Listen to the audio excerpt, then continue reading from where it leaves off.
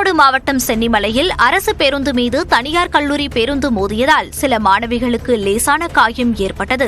சக்தி நகர் பேருந்து நிறுத்தத்தில் பயணிகளை இறக்குவதற்காக அரசு பேருந்து சாலையோரம் நிறுத்தப்பட்டது. அப்போது பின்னால் வந்த தனியார் கல்லூரி பேருந்து அரசு பேருந்தின் மீது வேகமாக மோதியது. இந்த விபத்தில் தனியார் கல்லூரி பேருந்தின் முன்பக்க கண்ணாடி உடைந்து மாணவ மாணவிகளின் மீது விழுந்ததில் சிலருக்கு காயம் ஏற்பட்டது. கல்லூரி பேருந்து ஓட்டுநரின் கவனக்குறைவால் நிகழ்ந்த இந்த விபத்து அருகே உள்ள வீட்டிலிருந்த சிசிடிவி கேமராவில் பதிவாகியுள்ளது. சென்னை சின்னமலை பகுதியில் ஆன்லைன் ரம்மியில் பணத்தை இழந்த இளைஞர் தூக்கிட்டு தற்கொலை செய்து கொண்டார். இதுகுறித்த தகவல்களை செய்தியாளர் கோகுலிடம் கேட்கலாம். கோகுல், இப்போ உயிரிழந்த அந்த இளைஞர் யார், விவரம் என்ன? ஆன்லைன் ரம்மியில் பணத்தை இழந்த ஆகாஷ் என்ற 26 வயது இளைஞர் இன்று அதிகாலை வீட்டிலேயே தூக்கு போட்டு தற்கொலை செய்து கொண்டிருக்கார். சென்னை சின்னமலையை சேர்ந்த ஆகாஷ் 26 வயதான இளைஞர் அவருடைய அம்மாவிற்கு கேன்சர் நோயால் பாதிக்கப்பட்டு சிகிச்சை பெற்று வரக்கூடிய நிலையில அந்த மருத்துவ சிகிச்சைக்காக வைக்கப்பட்டிருந்த பணத்தை எடுத்து ஆன்லைன் ரம்மி விளையாடியதாக கூறப்படுகிறது.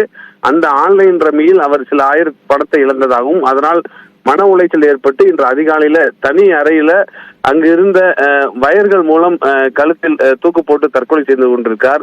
அவருடைய அண்ணன் இன்று காலையில திறந்து பார்க்கும் போது அவர் தூக்கு போட்டு தற்கொலை செய்து கொண்டிருப்பது தெரிய வந்திருக்கிறது.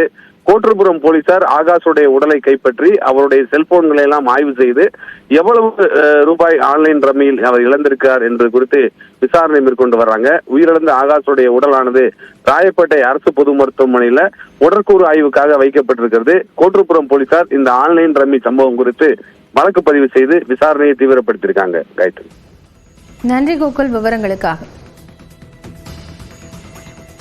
கிறிஸ்துமஸ் மற்றும் புத்தாண்டையொட்டி விமான டிக்கெட் கட்டணம் பல மடங்கு உயர்ந்துள்ளது. கிறிஸ்துமஸ், ஆங்கில புத்தாண்டு தொடர் விடுமுறை வர இருப்பதால் விமானங்களில் முன்பதிவும் அதிகரித்துள்ளது. இதனால் சென்னை, மதுரை, திருச்சி, கோவை போன்ற உள்நாட்டு விமானங்கள் மற்றும் சிங்கப்பூர், தாய்லாந்து, துபாய் ஆகிய சர்வதேச விமானங்களிலும் டிக்கெட் கட்டணங்கள் பல மடங்கு உயர்ந்துள்ளன.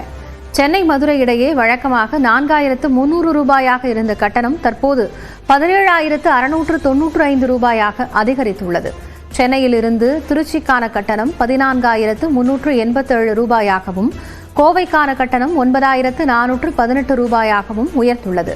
சென்னை, கொச்சி இடையிலான விமான கட்டணம் வழக்கத்தை விட 3 மடங்கு அதிகரித்துள்ளது. சென்னை, தாய்லாந்து இடையே வழக்கமாக 8891 ரூபாயாக இருந்த கட்டணம் தற்போது 17437 ரூபாயாக அதிகரித்துள்ளது. கட்டணம் உயர்ந்தாலும் பல விமானங்களில் டிக்கெட்டுகள் முழுமையாக முன்பதிவாகிவிட்டன.